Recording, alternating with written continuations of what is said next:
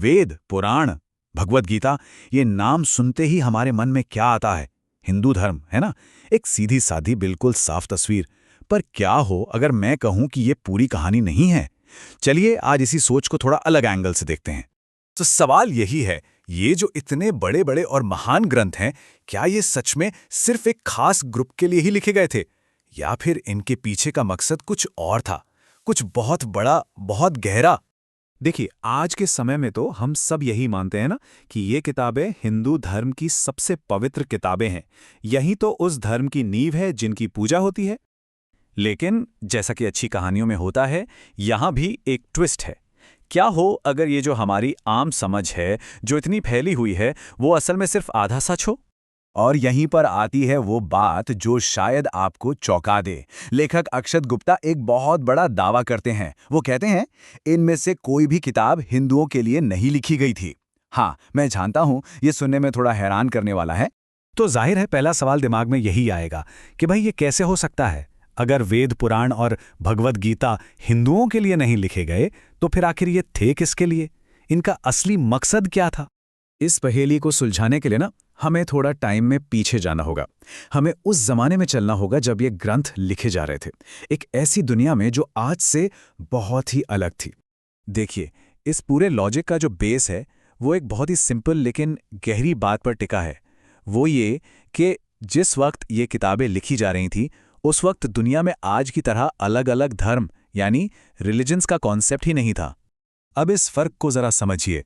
उस जमाने में कोई हिंदू, कोई मुस्लिम, कोई ईसाई, ऐसे कोई लेबल ही नहीं थे। सिर्फ इंसानियत के लिए एक ही आध्यात्मिक रास्ता था। और आज की दुनिया को देखिए, हिंदू धर्म, ईसाई धर्म, इस्लाम, सब अलग अलग हैं। बस समय के इसी फर्क ने पूरी कहानी का मतलब ही बदल दिया है। तो फिर सवाल घूम फिरकर वहीं आ जाता है, अगर इन किताबों का मकसद किसी एक धर्म को बनाना नहीं था, तो आखिर ये लिखी किसके लिए गई थीं? तो चलिए अब पर्दा उठाते हैं और देखते हैं कि इन ग्रंथों का असली मकसद, वो बड़ा वाला मकसद, आखिर क्या था।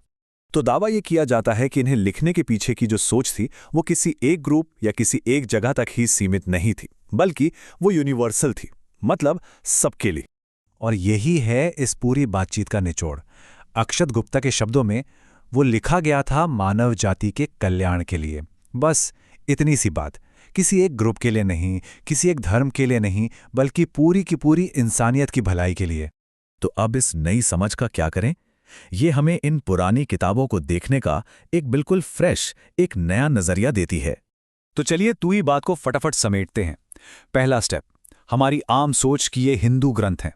दूसरा स्टेप, ऐतिहासिक सच्चाई कि उस समय हिंदू जैसा कोई धार्मिक शब्द था ही नहीं। और तीसरा स्टेप, हमारी नई समझ कि ये ग्रंथ असल में सभी इंसानों के लिए लिखे गए थे। और अब मैं आपको इसी एक सवाल के साथ छोड़े जाता हूं। सोचिए, अगर हम इन किताबों को किसी एक धर्म की जागीर ना मानकर पूरी इंसानियत का खजाना माने, तो इनके अंदर छिपे ज्ञान को देखने का हमारा नजरिया कितना बदल जाएगा? इस पर जरूर सोचिएगा। और हाँ, अगर आज की ये बातचीत पसंद आई हो तो मॉडर्न ऋषि यूट्यूब चैनल को सब्सक्राइब करना ना भूलें। बेल आइकन भी जरूर दबाएं ताकि अगली शानदार वीडियो मिस ना हो। और लाइक तो बनता है।